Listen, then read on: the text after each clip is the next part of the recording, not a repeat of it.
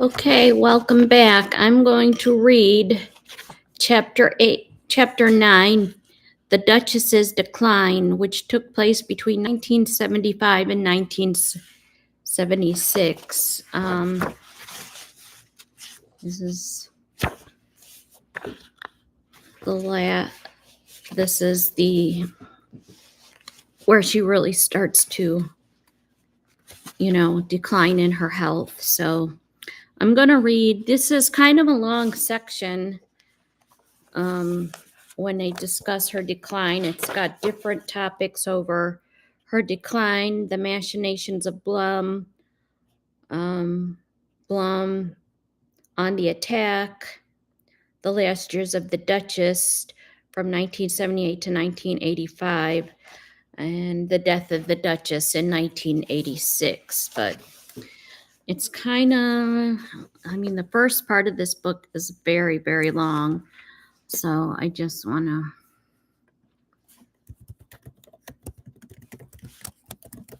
read it to you.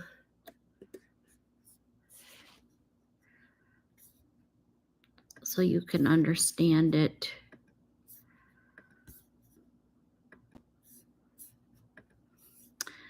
The decline of the Duchess. Sarah Ferguson. Decline of the Duchess of Windsor. That's more like it. The Duchess of Windsor's decline involved profound reclusion, physical deterioration after her husband, who was once King Edward VIII and now the Duke of Windsor, died in 1972, leading to her isolated final years in Paris, marked by strokes, dementia, immobility, loss of speech, controlled by an exploitive lawyer, Suzanne Blum, before her death in 1986.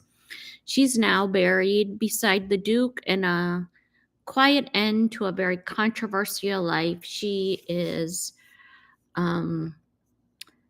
now buried at the famous Frogmore burial place. So these here are pictures of the Duke and Duchess in their time. But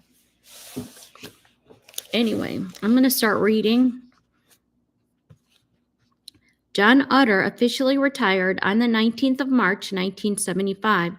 It transpired that he and Miss Schutz did not get on well together, and gradually this lack of rapport intensified. Although I saw them together on several occasions, I never saw a hint of this antipathy.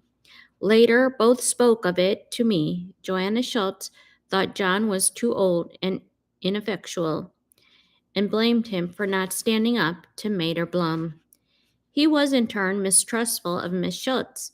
The Duchess had never been in rapport with him, though she relied on him in many ways. It seems that once the Windsors had hired Miss Schutz to work for them, they hoped to dispense with Utter's services. But she was not sure of how long she would stay, and when she realized how seriously ill the Duke was, she insisted that Utter should stay on.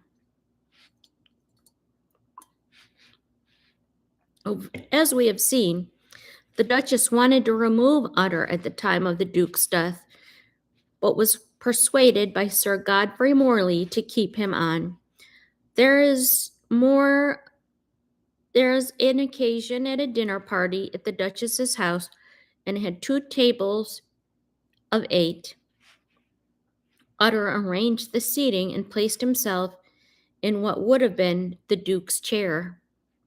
The next day, Georges reported that the Duchess had pointed across the room and angrily said, "Who is that man?" She said to have resented the honorary CVO he received from the Queen in December 1972 for his services to the Duke. There are several accounts suggesting Miss Schutz affected Utter's departure. Maurice Amiguet, the banker, took the line that it was time to reduce the number of staff in order to economize. Blum would have seen Utter's departure as a step towards taking eventual control, because he was one of the few people who knew the previous limitations of her role and could gainsay her. Blum said later on of John, Monsignor utter manic un colon vertebral. Okay, butchered that one, I'm sorry. She chose to believe that John handed over the Duke's papers and orders and decorations in exchange for his CVO. Hating the British as she did, and that comes up quite a bit through the theme of how she did hate the British, Mater Blum was furious about John Utter's honor from the palace. The well-known Paris-based journalist Sam White noted his departure and hinted that relations between John and the Duchess had become strained.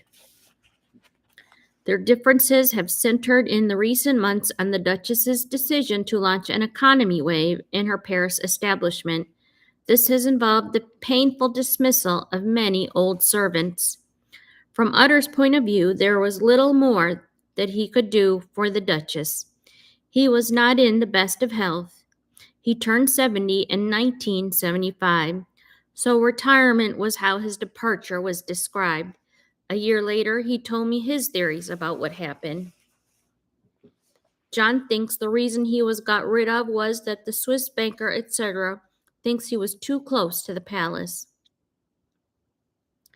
Miss Schutz is effective in keeping him away. He used to ring the Duchess every day and go to dinner about once every 2 months. And then one day, the concierge told him that Miss Schutz had ordered the phone calls not to be put through. She wants to be the kingpin. She wants to be there as a secretary at the funeral, etc. And the palace are not too keen on her, he said. In fact, it was Blum and Dr. Thynne who kept him away.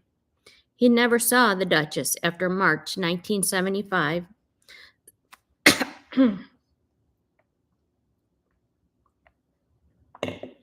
Some years later, Walter Lees volunteered that the Duchess had been livid when John received his CVO.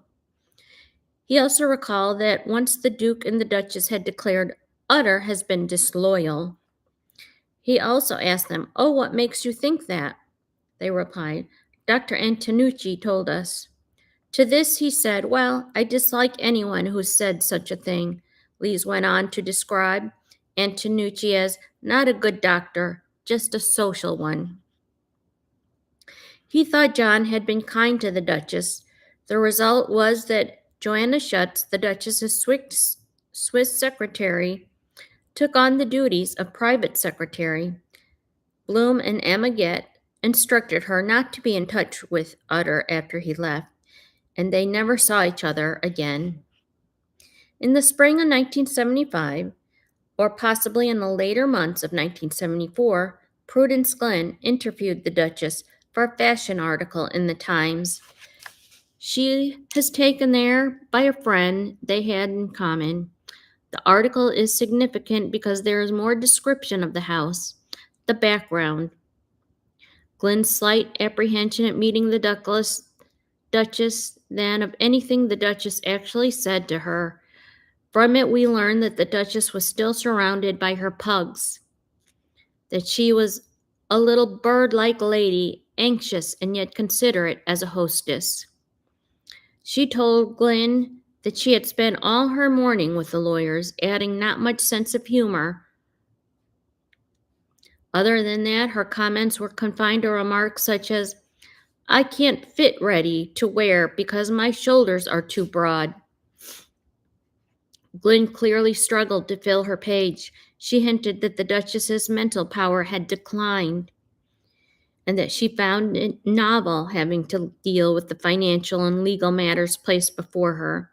But she found that the Duchess exuded a certain coziness. The awesome veneer is certainly not cracked, but it turns out to be a soft sculpture. She is not slick or glossy or point scoring, though she is tremendously gregarious. She also is very strong-minded, and she does not sleep, but will not take pills. She disapproves of the habit. Glenn concluded that the Duchess had acquired a strong resemblance to the ladies of the Royal House of Windsor. Reading between the lines, it is clear the Duchess was past saying anything worth quoting in an article. On the 9th of April, the Duchess went down to Cannes with Miss Schultz, and they lunched with Mater Blum in her south of France residence before sailing to New York. Since giving her up her villa on the Cape d'Antibes, Blum lived in l'Escarne, Moulin de Valais, some 20 kilometers from Nice. Blum had recently bought a house, La Cormelie, near her birthplace at Niort. Not having sold this south of France house, she asked if she could submit a bill to the Duchess, since she had not done so. This was agreed, and it enabled her to make a down payment on the house in which she settled by February 1976. Later, Blum would also maintain that she never submitted any such bills. In the south of France, the Duchess generally gave her lawyer a small Cartier brooch made of rubies and sapphires, with the interlocking W and E. Presently, the Duchess sailed to the United States with Miss Schultz, arriving in New York on 19 April. They stayed until 26 June. The Duchess's office diary records a visit from her American lawyer, Hank Walter, on the 6th of May. The Duchess sailed back to Cannes, arriving there on the 5th of July, and was back in Paris by midnight the same day. Regrettably, some items were stolen from some of her 11 suitcases during the train journey back to Paris. On the 12th of August, Miss Schultz went with her and Carol von Radowitz to Biarritz, and the Duchess suffered from an upset stomach. She came back from Biarritz on the 3rd of September, and on the 18th she dined with Sir Edward and Lady Tompkins at the British Embassy. One of her staff once said that before the Duke died, the Duchess knew everything, and after he died, she knew nothing. It is a generalization, but it is perceptive. While the Duke lived, she kept the show on the road, but after he died, there was no longer the same incentive to sustain the myth. Of course, she continued to dress beautifully and have her hair done for as long as she could, and she continued to entertain and be entertained, and she also continued to travel, but it cannot have been easy for her.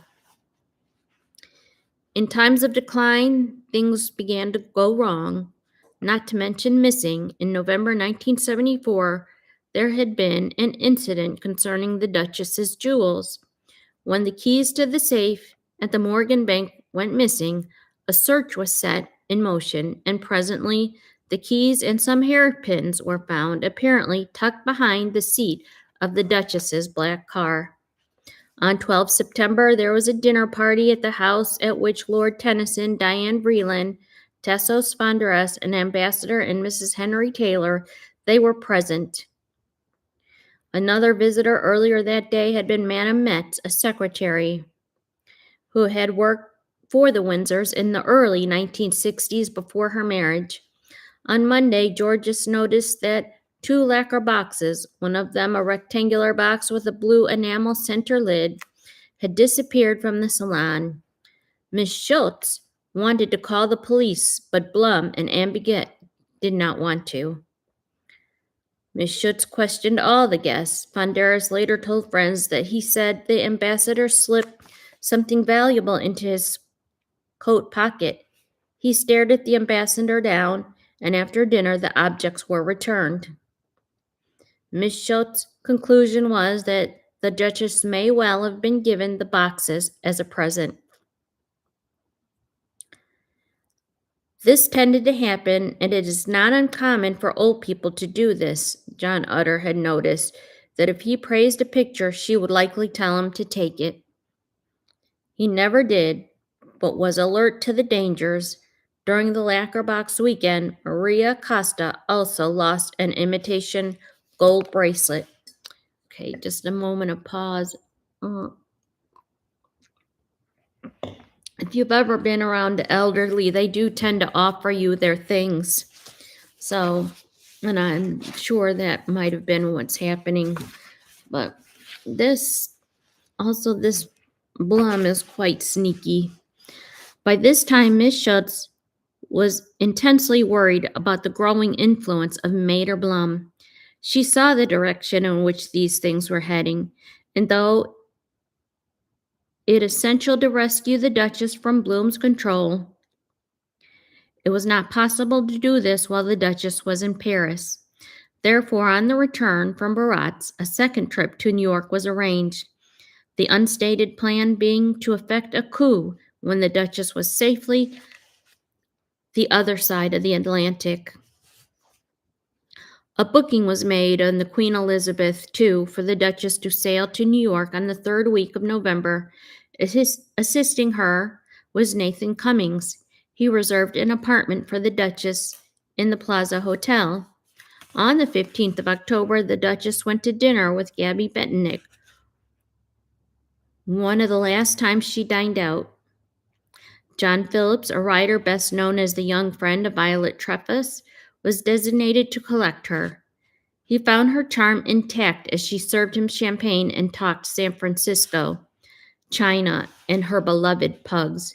She found it hard to remember where they were going to dinner and asked him the same questions many times.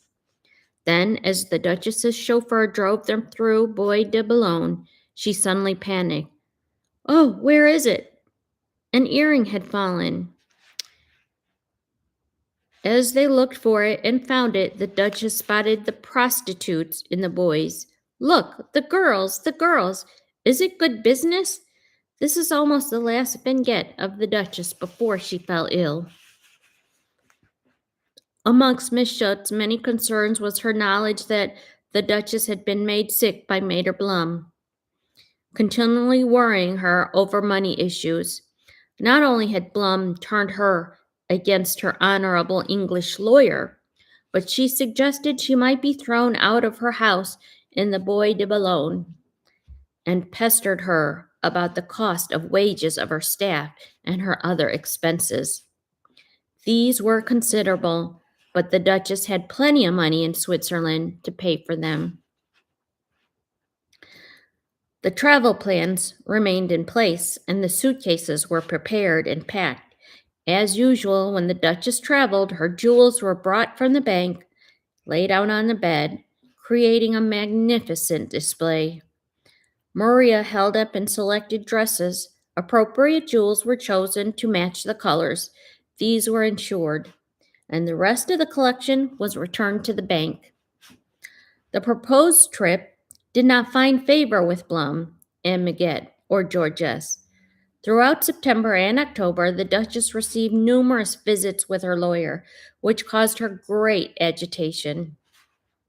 Tragically, the Duchess never made this last journey. The strain of the impending voyage and the tensions between frequent visits from Blum wore her down. On the 8th of November, she fell ill. 2 days later, Blum and Maguette visited her again, and then on the 12th of November, she was well enough to accept an invitation to lunch with Blum and Hugh Fullerton, the former governor of the American Hospital and Blum's ally when she fled from France in 1940.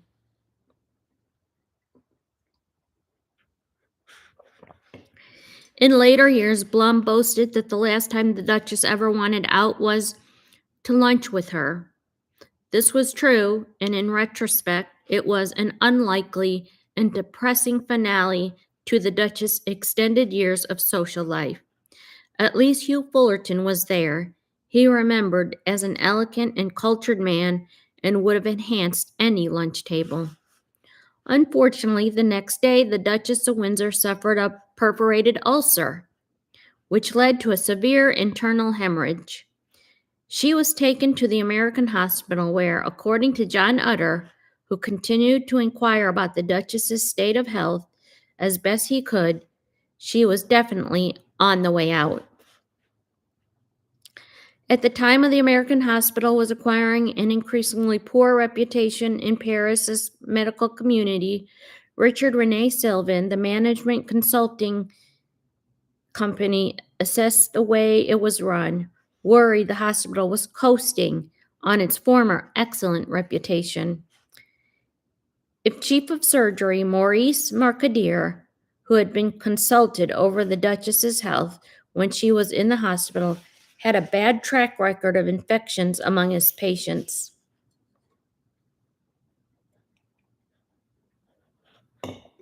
Sylvan recalled, Mercadier would bring his own instruments into surgery. He claimed he was a great surgeon because he could see the Eiffel Tower from his operating theater and he was inspired. He hated me when I told him that the new theater block would have no windows and he would have to derive his inspiration elsewhere. And plus, all operating theater instruments would be centrally sterilized by us. If suspicion of the surgeon's incompetence were needed, it came earlier that year. Aristotle Onassis, the Greek shipping tycoon, had been operated by Mercadier to remove his gallbladder. Onassis never recovered from the operation, and he died soon after the American hospital on 15 March 1975. The Duchess, who was gravely ill and dying, was patched up and sent home, a wreck. Paparazzi photographs were taken of the Duchess of Windsor and the American hospital. These photographs must have spent hours outside the building. These photographers must have spent hours outside the building waiting to catch a glimpse of her. Finally, she was captured in the grainy photographs. Being helped up from a chair or possibly a commode, these pictures were the last where she still resembled her former self. Her hair was well done and still dyed auburn. She wore a shawl and retained her dignity and poise. This would not last much longer. Bloom visited her in hospital on the 28th of November, and there were visits from Dr. Antonucci, Robin Baer, and Dean Oliver of the American Cathedral. After her return to the house in Boise, the Duchess never fully recovered her health. It's easy to say in retrospect that it was certainly said at the time that it would have been better if the Duchess had been allowed to die in the hospital. Instead, she was destined to live a pathetic existence for the next 10 years, in which there were few, if any, moments of pleasure and happiness. The Duchess returned to the house in Boise in January 1976. Soon afterwards, John Utter wrote to me, the poor Duchess is back in the house after almost 2 months in the American hospital. I fear her days of entertaining and being entertained are over, as the nurses have now taken over.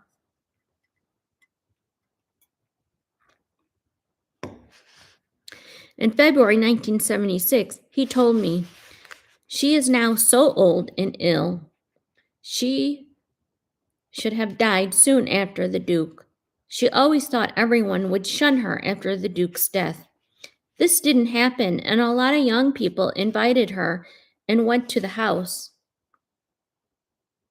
No, not long ago, the Duchess asked Mrs. Malone to go to lunch there. She said the Duchess's head fell to one side. She picked at her food, and Mrs. M left after 55 minutes, and the Duchess went straight to bed. Nevertheless, Nate Cummings still hoped that she might effect the move to the United States. He talked to her in January 1976 and told her that if she planned another visit, then Dr. Antonucci would be accompanying her and hold her hand, etc. The Duchess had a nurse assigned to her in the American hospital who accompanied her back home in due course. While she was in the hospital, the nurse found her having problems sleeping, which she thought was due to her being overstimulated by the drugs she was being prescribed. She found herself at times completely confused and worse during the night. At one point, the Duchess slept for 2 days in succession, after which her brain was less anxious and she began to talk in her normal voice.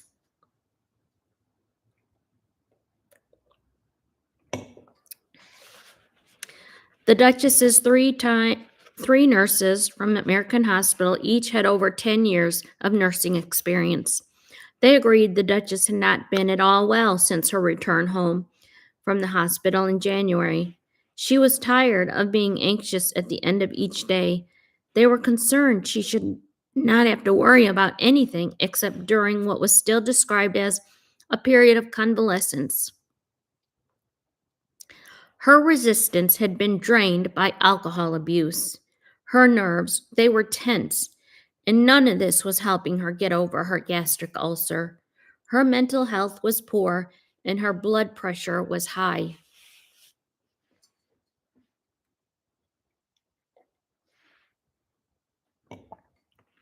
The Duchess had conceded that she was now old and ill. Sometimes, when in pain, she pleaded with the nurses, hoping that the good Lord would take her away. As one of the nurses put it, and at other times she became more aware of her plight, seeing herself as an elderly invalid, and then her mind would wander back to more glorious days. On these occasions, she might either worry that she would be entertaining friends or she could no longer entertain them. Her digestion, it remained poor. Her abdomen had been swollen as a result of Crohn's disease from which she was suffering. The nurse volunteered their opinions from time to time, while recognizing that Dr. Thin was in charge. During January, Blum came to the house. Professor Bouchet came to see the Duchess about her eyes, and she was well enough to dine downstairs with Lord Tennyson on the 15th of January, and with Monsignor Ambaget and Joanna Schutz on 26th January.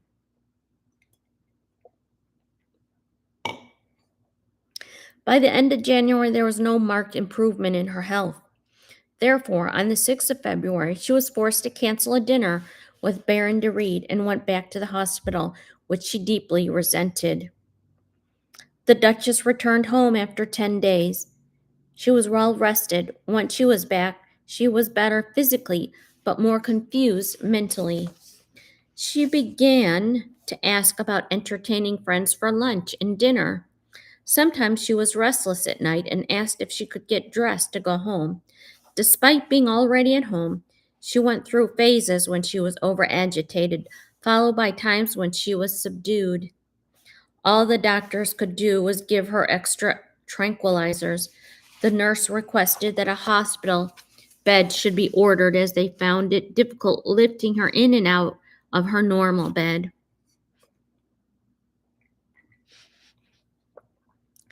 In March, one of the nurses suggested the Duchess's spinal cord had been damaged by excessive alcohol and her muscles were slowly becoming paralyzed.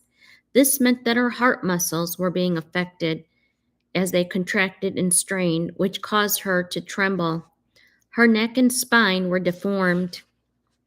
The nurse detected a problem with the visitors because they caused excitement. Sometimes the Duchess had 3 bad nights in a row, the nurse then deciding it was better to let her sleep late to catch up rather than to sedate her. The Duchess would never submit to the routine they wanted for her, so they had to adapt to hers. In April, the Duchess's conditions appeared critical for a while, but she was sustained by vitamin B12 injections.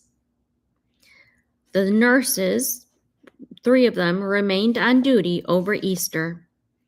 They thought that Easter depressed her.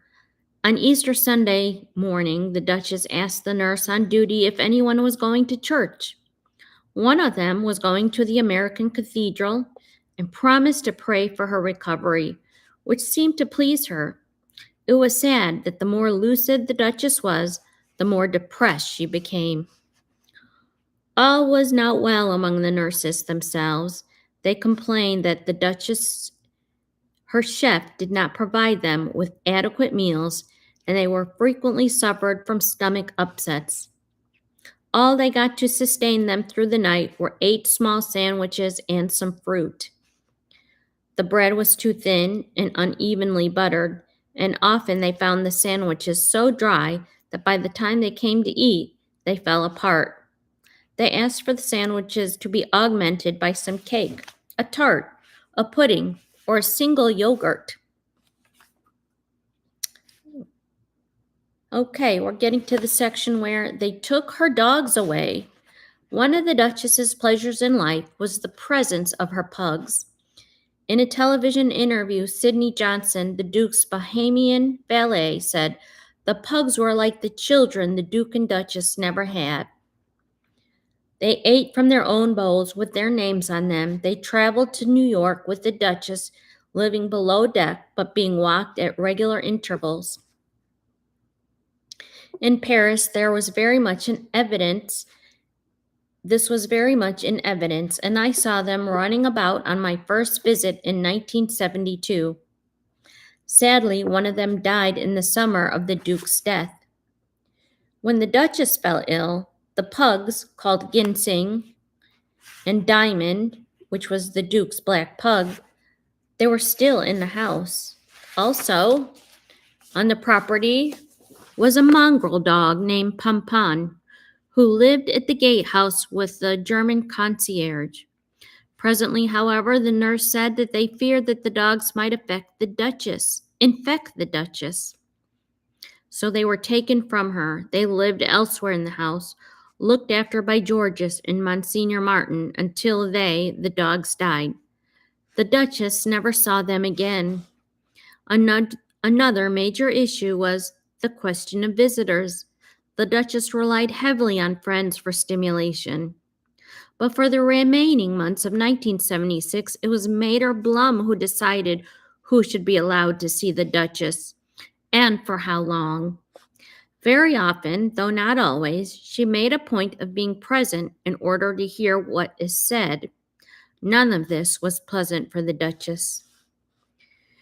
Miss Schutz was still working at the house as secretary, and Georges is still monitoring the comings and goings, rare as these are these days.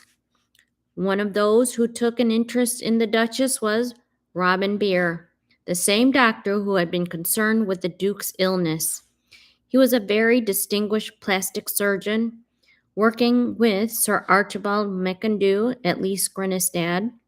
He was a friend of Lady Monckton, who considered herself one of the Duchess's best friends and had been a loyal visitor during those years of widowhood.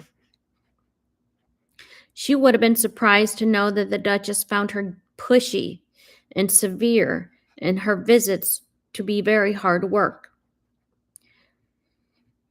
Lady Monckton was anxious to see the Duchess, but by March 1976, Mater Blum and Dr. Thynne had imposed a ban on visitors.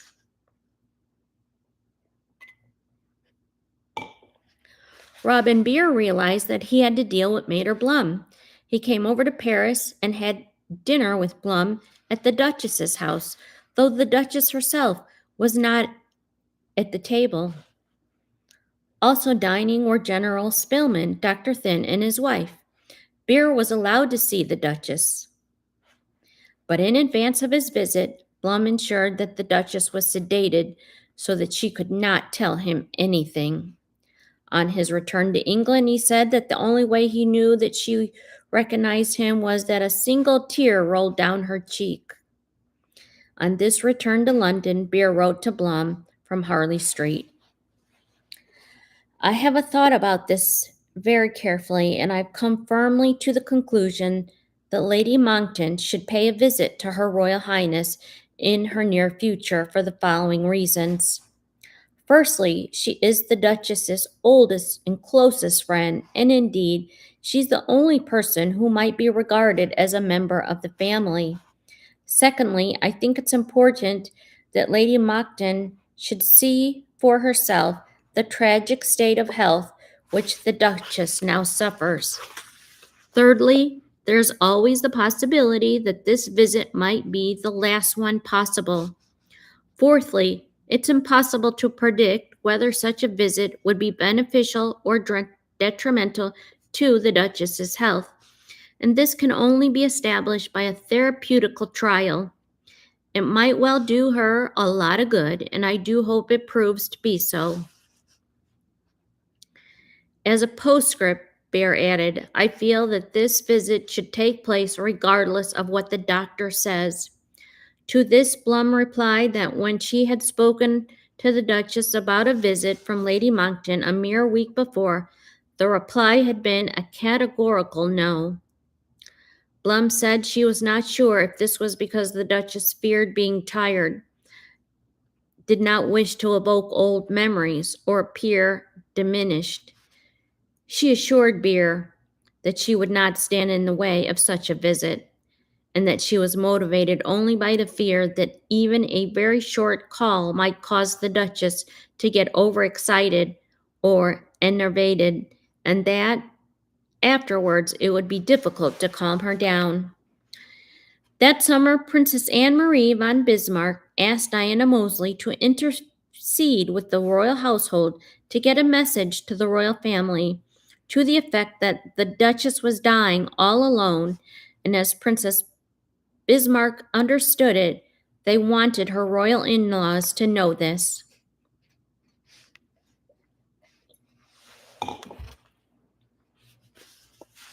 The message came back that the Windsors were blamed for the abdication in 1936, the death of King George VI in 1952, and that being king and queen not only killed him, but half killed Cake.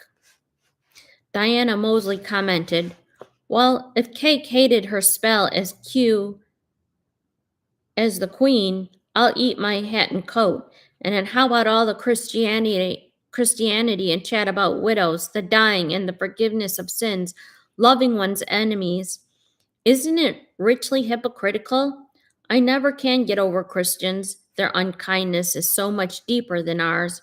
What could it all matter? We shall soon be dust and turn to clay.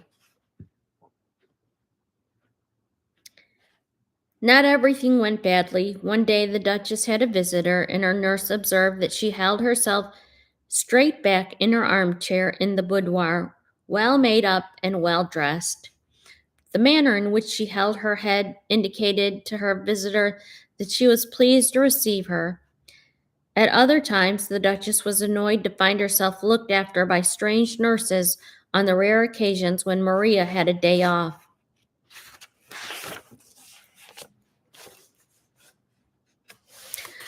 By the beginning of May, the nurses noticed some improvement on the Duchess's health due they mainstayed to vitamin B complex injections. The Duchess became more communicative, though she was still far from well. It began to be possible to take her out into the garden and to make the days more pleasant, and to enjoy a little bit of what life can offer her, as one nurse put it. Unfortunately, this led to trouble due to the paparazzi. They photographed and they filmed the Duchess on several different days as she was carried out onto the terrace for an afternoon in the sun. She appeared weak and emaciated, her head hanging to one side. Her hair, it was pulled back in a bun. She was lifted from a wheelchair and placed on a garden bed. Another photograph showed a nurse feeding her from a medical bottle. I first heard about this from John Utter, whom I saw in Paris at this time. John was looking much better than when I last saw him. He had some horrifying news about the Duchess of Windsor. There had been a film on the news and a picture in the paper of the Duchess being carried out onto the terrace. She looked frightful. She was ill and agonized. Miss Schutz was nearby, though not in the picture. Georges, one of the outdoor watchmen, Maria, the maid, and the nurse were in evidence. The Duchess nearly died the last November when she had a bleeding ulcer.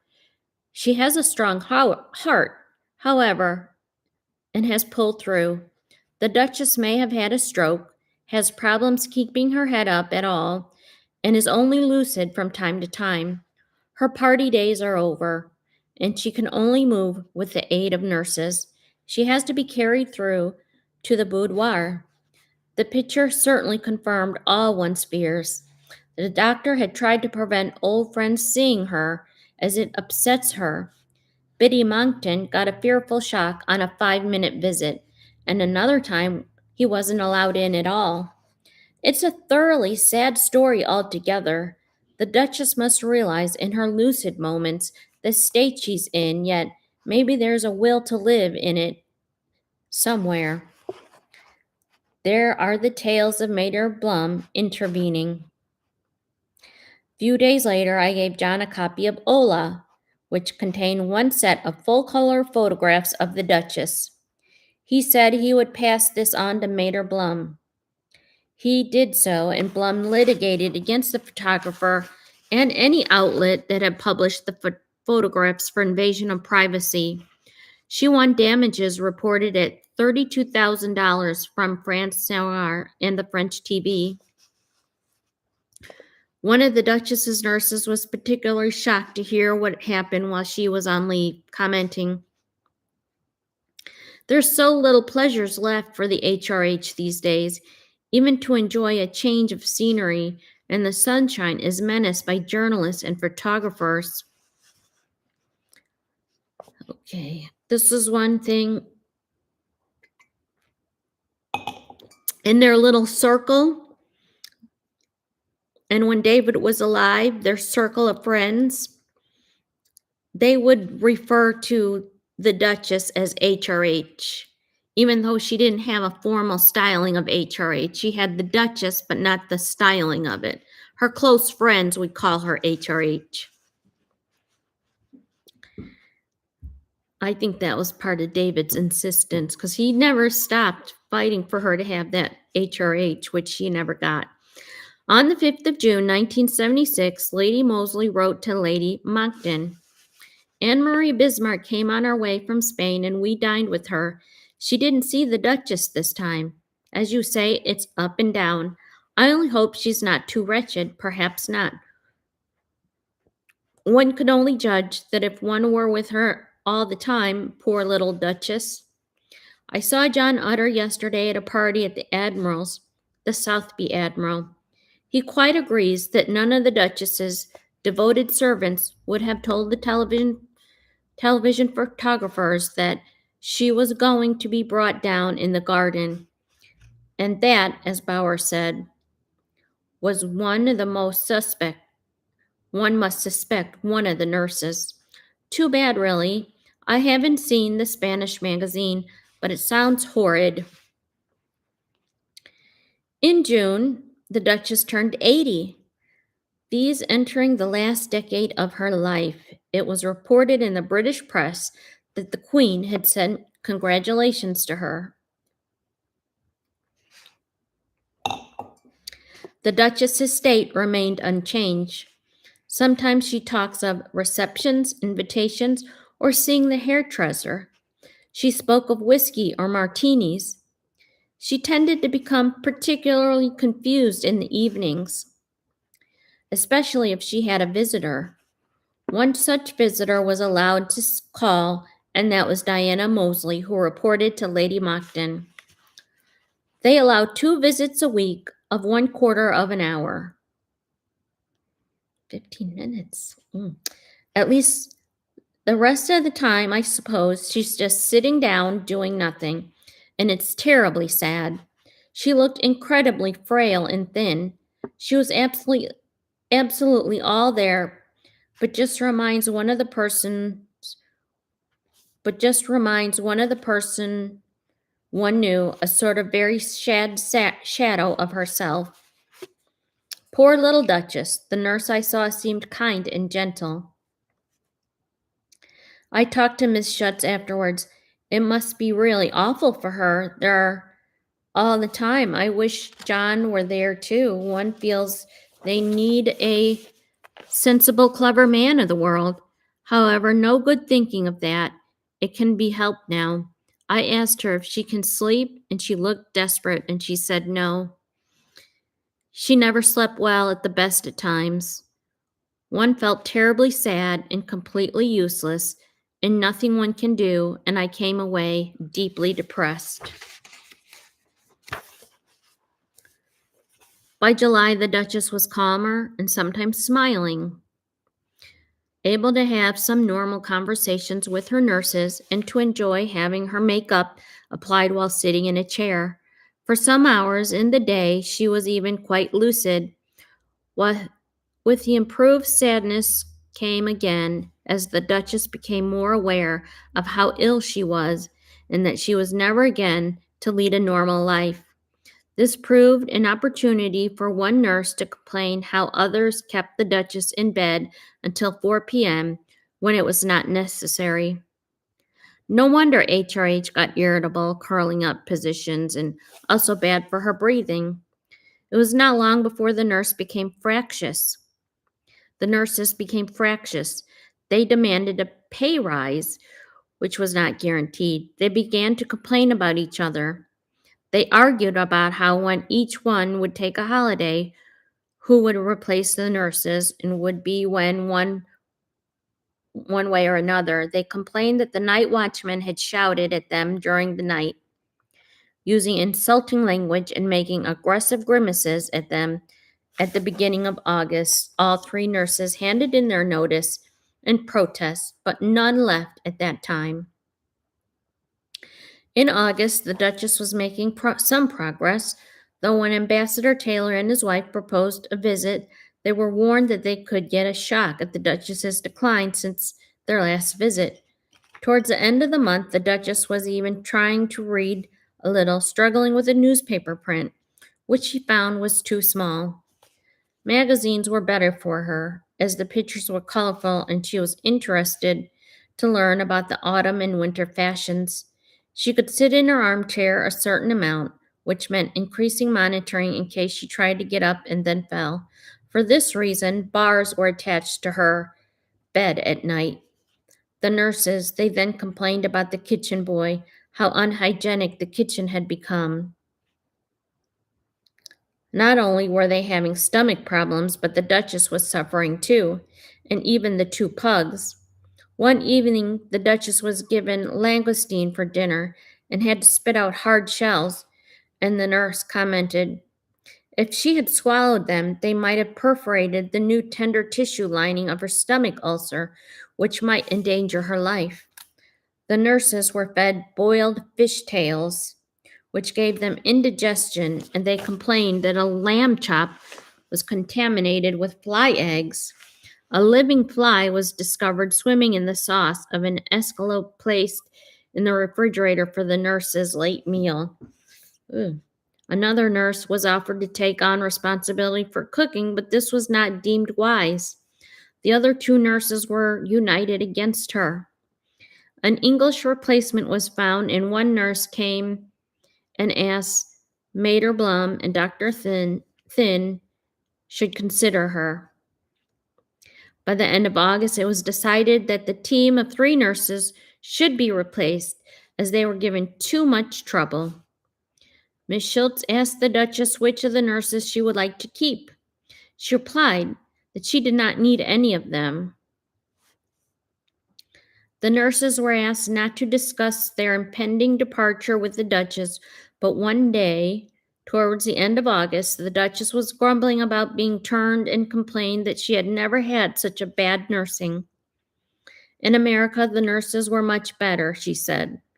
That nurse then said she knew that Miss Schultz had asked her which nurse the Duchess preferred. The Duchess replied, did she?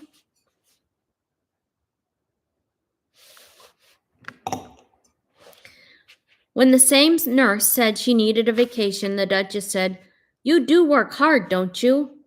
Then the Duchess settled down, but the nurse was aware that sometimes she recognized her and sometimes she did not.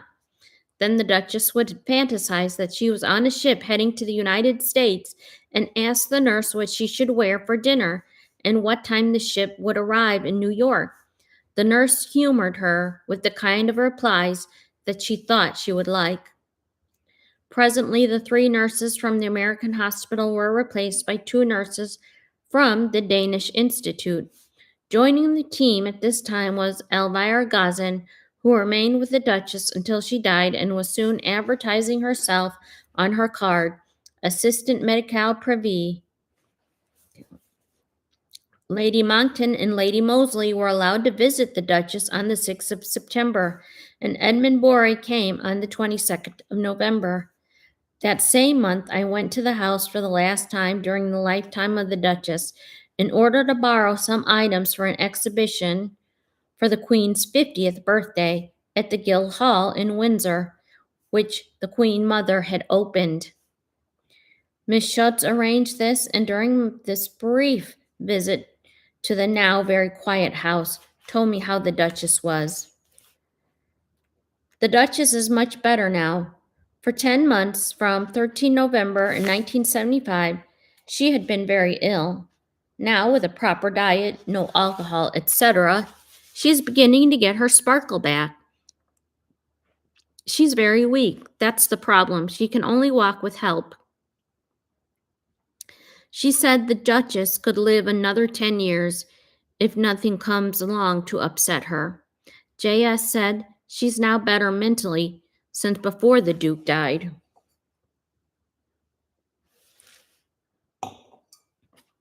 We're almost to the end here. At the end of the meeting, Joanna said she had to go to the Duchess. As I left, she told me that the Duchess remembered me. I've never met her, so that's very clever. I don't know how she does, but she said she remembered you. I showed her the book you gave. Off I went.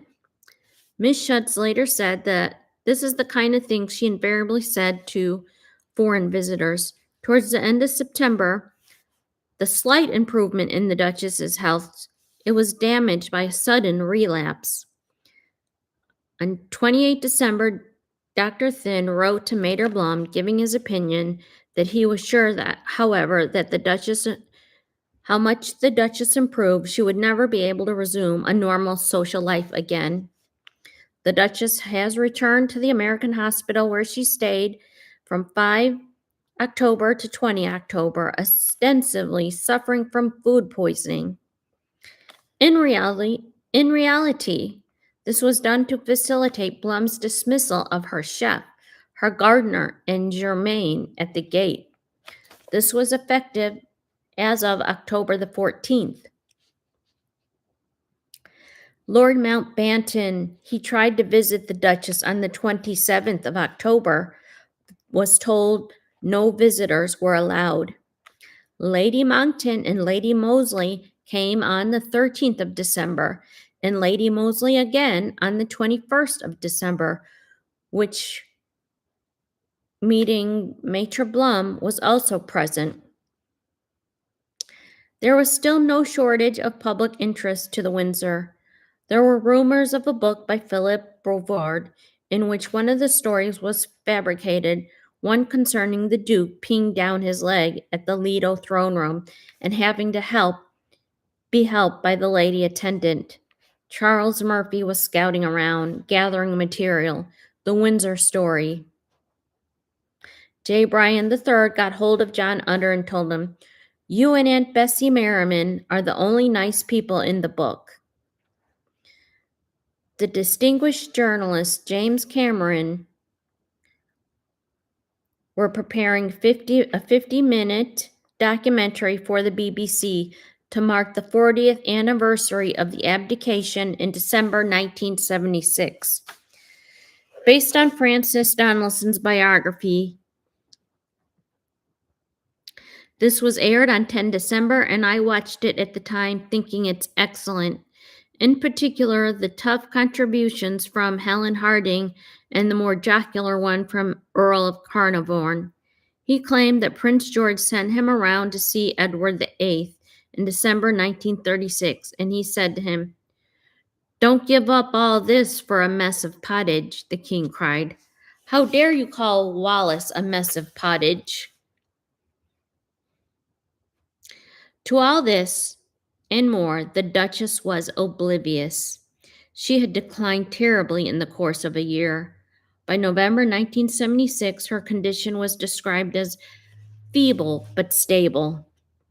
As one of the departing nurses put it gives me great distress to see the HRH, who was once a great lady, admired and feted throughout the world, who showed courage, which was widely respected, become little by little a lady who suffers terribly, not only physically, but morally in her moments of sharp lucidity. That is the end of the chapter. The Duchess's decline from 1975 to 1976. So the next chapter discusses the machinations of Blum from 1975 to 1977. Try to make it exciting, but they're important to read each of these chapters because that Blum was something else. She was a real piece of work, and it just like to take advantage of the elderly like that, the Duchess who was all alone, and they lived a very independent, separate life from the royal family, which I don't know, it was a different time.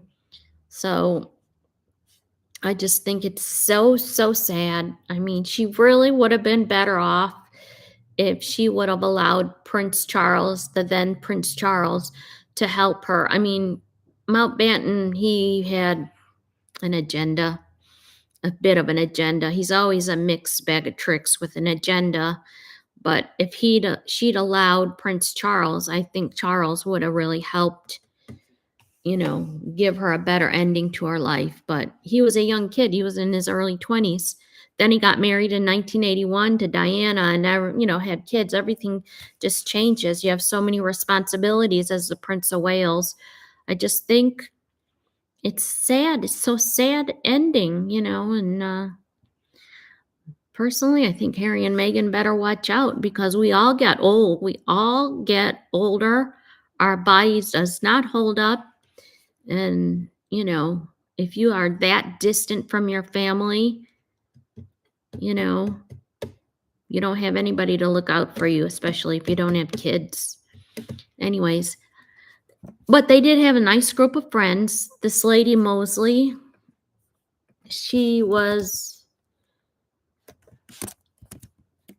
a different character, but she really did. Let's see if you can see this picture of Lady Mosley.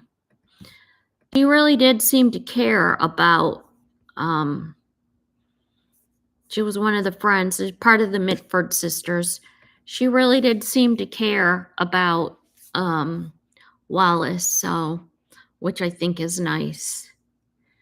It looks like there's even a book about the Duchess of Windsor by Diana Mitford, Lady Mosley. So anyways, it's such a sad to see how she died. But anyways, thank you very much for listening. I hope everybody has a wonderful 2026. And I will pick this up again next week to hopefully they're little chapters of 15. So we're going to read about the machinations of Blum, chapter 10, 11, and 12. I'll pick that back up on Monday and try to finish next week what happened to her, her assets and her chateau, because there's a little bit in here about Dodi Al-Fayed also. So anyways, have a wonderful day. Thank you.